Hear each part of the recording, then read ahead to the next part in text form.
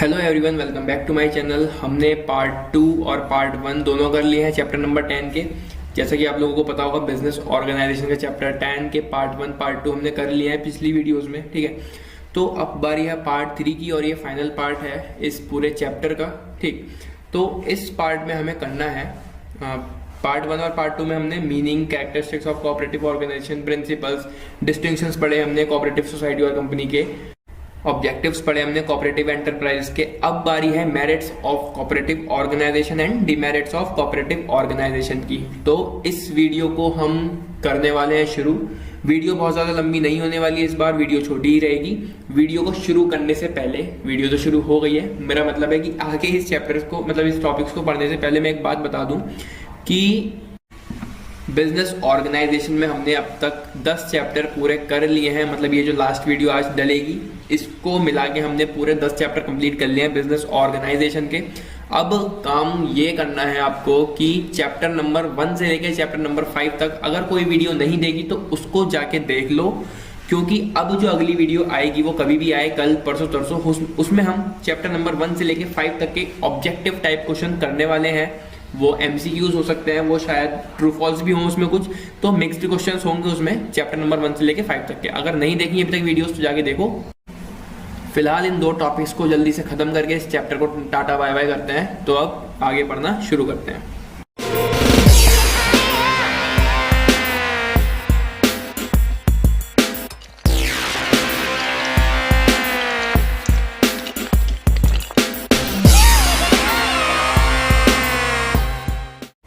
इस वीडियो में जो हमारा पहला टॉपिक आता है वो है मेरिट्स ऑफ कोऑपरेटिव ऑर्गेनाइजेशन। अभी तक अगर पार्ट 1, 2 नहीं देखे तो यार पहले उनको जाके देख लो, फिर इस वीडियो को देखना, क्योंकि कोऑपरेटिव ऑर्गेनाइजेशन क्या होती है, क्या ऑब्जेक्टिव्स होते हैं, कुछ नहीं पता तुम्हें तो पहले उसको जाके देखो, फिर मेरिट्स पर आना।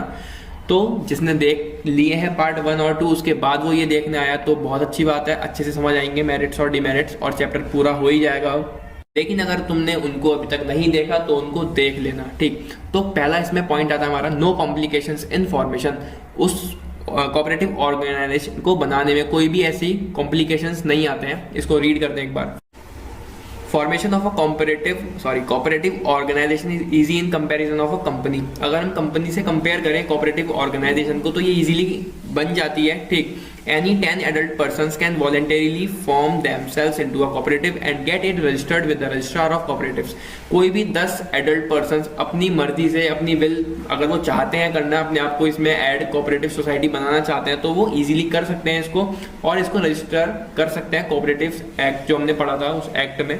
ठीक है, no complicated and costly legal formalities are involve. कोई भी कॉम्प्लिकेटेड या कॉस्टली लीगल फॉर्मेलिटीज इसमें इन्वॉल्व नहीं होती है। तो ये था हमारा फर्स्ट पॉइंट जो कि था नो कॉम्प्लिकेशन इन फॉर्मेशन, पहली मेरिट। सेकंड हम पढ़ते हैं इसमें, वो है लिमिटेड लाइबिलिटी। तो लिमिटेड लाइबिलिटी हम चैप्टर नंबर 1 से ही पढ़ते आ रहे हैं, लिमिटेड और अनलिमिटेड। तो इसमें भी लाइबिलिटी जो होती है वो लिमिटेड होती है। The liability of every member is limited to the extent of his capital contribution. जितनी भी उन्होंने कैपिटल इसमें लगाई है सिर्फ उसके लिए वो लाइबल होंगे। ठीक है, तो लाइबिलिटी यहाँ हुई इनकी लिमिटेड, जो कि एक अच्छी बात है और एक अच्छा एडवांटेज इसमें आता है। थर्ड पॉइंट इसमें हमारा आता है supply of goods at cheaper rates. जो गुड्स वो सप्लाई करते हैं वो कम दाम में उसको सप्लाई करते हैं।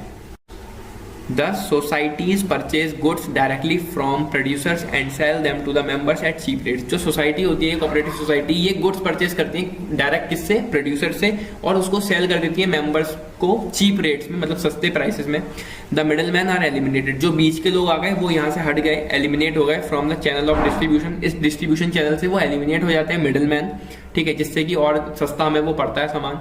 The consumer cooperative supply essential goods to the members at a time when there is scarcity of goods in the market. फिर वही कोऑपरेटिव जो मेंबर्स होते हैं वो उन गुड्स को सप्लाई कर देते हैं वीकर सेक्शन ऑफ सोसाइटी में जब भी उनको जरूरत होती है। स्कार्सिटी मतलब जब भी वहां गुड्स की कमी होती है, ठीक है, मार्केट में, तो वो सप्लाई कर देते हैं उनको चीप रेट्स में। ठीक, तो ये था थर्ड पॉइंट। आगे बढ़ते हैं।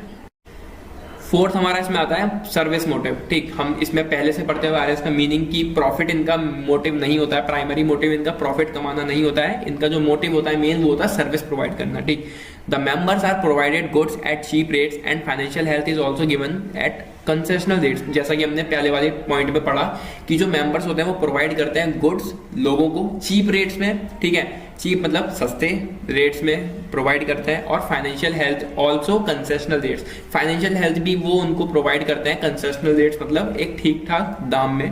A feeling of corporation is created among members, एक कॉपरेशन की फीलिंग जो है क्रिएट होती है उन मेंबर्स में, कॉपरेशन मतलब साथ मिलकर काम करना, ठीक है, तो इस चीज की भी फीलिंग उनमें क्रिएट होती है सारे मेंबर्स में, ठीक है।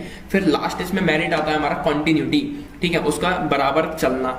तो यहाँ पे क्या है पढ़ते हैं, cooperative organization enjoys a perpetual existence which is not affected by death, insolvency, conviction, retirement etcetera of members. तो ये जो ऑर्गेनाइजेशन है कोऑपरेटिव ऑर्गेनाइजेशन, ये चलती रहती है, इसमें किसी भी चीज का हमें फर्क नहीं पड़ता, चाहे किसी मेंबर की डेथ हो जाए, कोई रिटायर हो जाए, कोई इंसॉल्वेंसी हो जाए, कुछ भी अननेसेसरी चीज हो जाए, तो इसकी कंटिन्यूटी पे फर्क नहीं पड़ता, ये एक इसकी एडवांटेज है, ठीक है। तो हमने पढ़ी इसकी 5 एडवांटेजेस जो कि अच्छे पॉइंट्स थे, बेसिक से पॉइंट्स थे। आगे बढ़ते हैं, आई होप ये समझ आई होगी। आगे हमारे हैं डीमेरिट्स ऑफ कोऑपरेटिव ऑर्गेनाइजेशन। किसी चीज में अगर कमियां हैं, किसी चीज में अगर एडवांटेजेस हैं तो उसमें डिसएडवांटेजेस भी होंगे, तो वही चीज आ गई इसमें डीमेरिट्स ऑफ कोऑपरेटिव ऑर्गेनाइजेशन, ठीक है। इसको पढ़ना शुरू करते हैं। सबसे पहला पॉइंट आता है इसमें हमारा लैक ऑफ कैपिटल, ठीक, कैपिटल की कमी होती है। क्यों? The cooperatives are started by economical weaker section of society, ये जो कोऑपरेटिव सोसाइटी होती है ये शुरू कौन करता है? इकोनॉमिकली वीकर सेक्शन सोसाइटी का, ठीक है। The shares are generally of lower denomination, जो शेयर्स होते हैं वो भी कम आ पाते हैं क्योंकि वो ऑलरेडी वीकर सेक्शन से है लोग, so that the more and more persons में एसोसिएट विद दीज सोसाइटीज, तो ज्यादा से ज्यादा लोग भी यहाँ पर जो है ऐड होते हैं, क्योंकि जो डिनोमिनेशन होता है उन सारे शेयर्स का वो भी कम होता है, तो सारे लोग जो है इस सोसाइटी में ज्वाइन होते हैं। The resources of members are not enough to start large scale enterprises, जो इनके पास रिसोर्सेज होते हैं मेंबर्स के पास वो भी बहुत ज्यादा नहीं होते हैं, तो वो कोई लार्ज स्केल एंटरप्राइज खड़ी नहीं कर पाते। इसी वजह से society suffer from lack of capital, जिस वजह से उनके पास कैपिटल की कमी हो जाती है, ठीक। तो ये था हमारा पहला डीमेरिट। आगे बढ़ते हैं, सेकंड है इसमें हमारा lack of unity among members, unity की कमी हो जाती है मेंबर्स में, ठीक।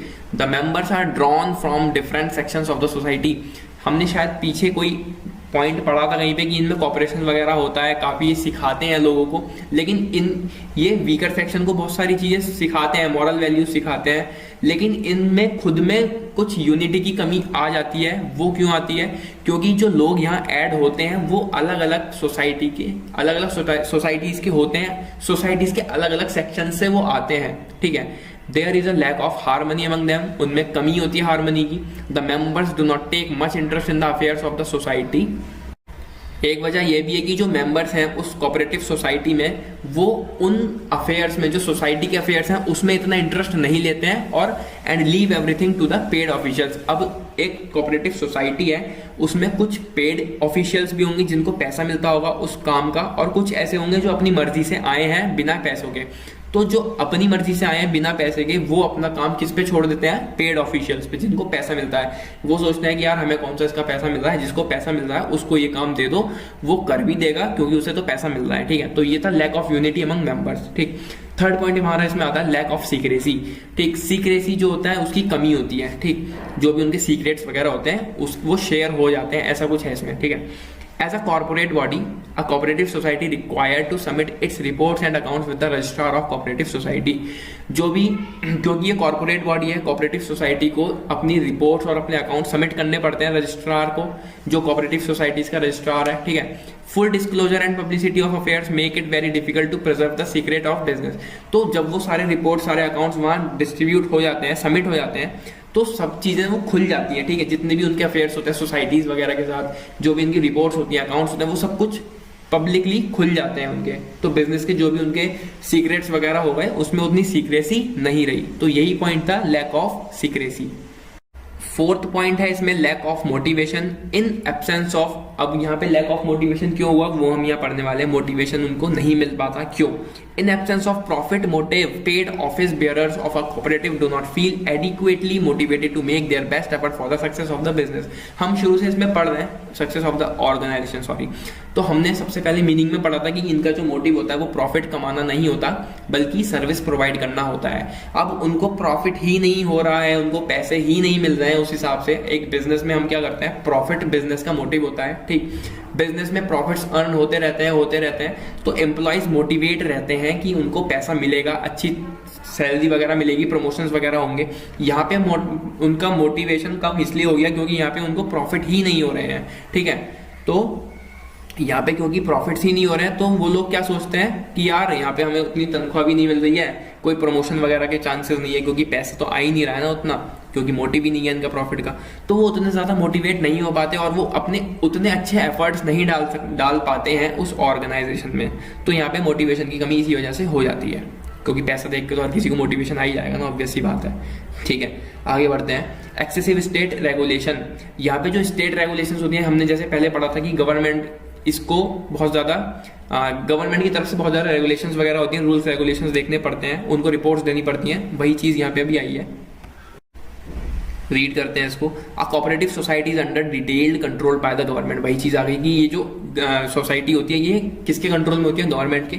सच over administrated interference reduces the flexibility of a day to day operations. जिस वजह से क्या होता है कि जो डे टू डे ऑपरेशंस होते हैं, जो भी ये काम करते हैं डेली बेसिस पर, उनमें थोड़ा इंटरफेरेंस हो जाता है, ठीक है। फ्लेक्सिबिलिटी कम हो जाती है इनके काम की, इनके काम करने की, ठीक है। Time consuming procedures and formalities result in delays in decision making. अब गवर्नमेंट की भी इन्हें सुननी है, उनका प्रेशर है इनके ऊपर, उनकी रूल्स एंड रेगुलेशंस भी मानने हैं, तो उनके ऑर्डर्स मानेंगे एक तरह से, तो वहां पे टाइम कंज्यूम हो रहा है इनका, ठीक है। टाइम कंज्यूमिंग प्रोसीजर्स हो रहे हैं, जो भी इन्हें काम जल्दी कर लेना चाहिए था वो गवर्नमेंट की रूल्स रेगुलेशंस की वजह से कुछ देर हो रही है उस काम में, ठीक है। तो कुछ फॉर्मेलिटीज वगैरह है जिस वजह से इनके जो डिसीजन मेकिंग में डिले हो जाती है और उससे सारा इनको नुकसान भी हो जाता है, ठीक। तो एक्सेसिव स्टेट रेगुलेशंस में यही होता है, काफी सारे रूल्स रेगुलेशंस इनको फॉलो करने पड़ते हैं, गवर्नमेंट की बातें माननी पड़ती हैं। तो ये थे सारे इसके डीमेरिट्स, ठीक। मेरिट्स और डीमेरिट्स हमने कर लिए हैं इसमें। फाइनली अभी ये चैप्टर पूरी तरह से खत्म हो चुका है, हमने बिजनेस ऑर्गेनाइजेशन के चैप्टर 10 कंप्लीट कर लिए हैं। दोबारा से बोल रहा हूँ मैं शायद ये बात, ठीक है। और अब सच में परसों या तरसों वो वीडियो आ जाएगी जो मैंने अभी बताया कि चैप्टर नंबर 1 से लेकर चैप्टर नंबर 5 तक के ऑब्जेक्टिव टाइप क्वेश्चन हम करेंगे, ठीक है। उस वीडियो के बाद हम चैप्टर नंबर 6 से लेकर चैप्टर नंबर 10 या 11 तक के हम ऑब्जेक्टिव टाइप क्वेश्चंस कर लेंगे। तो बस इतना ही था। Video like, comment, share, subscribe सब कर देना यार, ठीक है। हर वीडियो में कहना पड़ता है अलग अलग से, अच्छा नहीं लगता बार बार कहना, पर कोई बात नहीं। बहुत सपोर्ट मिला यार तुम लोगों से, सच में बहुत सपोर्ट मिला है। Thank you for all support, ठीक। तो मिलते हैं अगली वीडियो में। Till then take care, bye bye. Chapter number 1 से लेके 5 तक अच्छे से पढ़ लो, ऑब्जेक्टिव टाइप क्वेश्चन में मजा आने वाला है सच में, ठीक है। मिलते हैं अगली वीडियो में।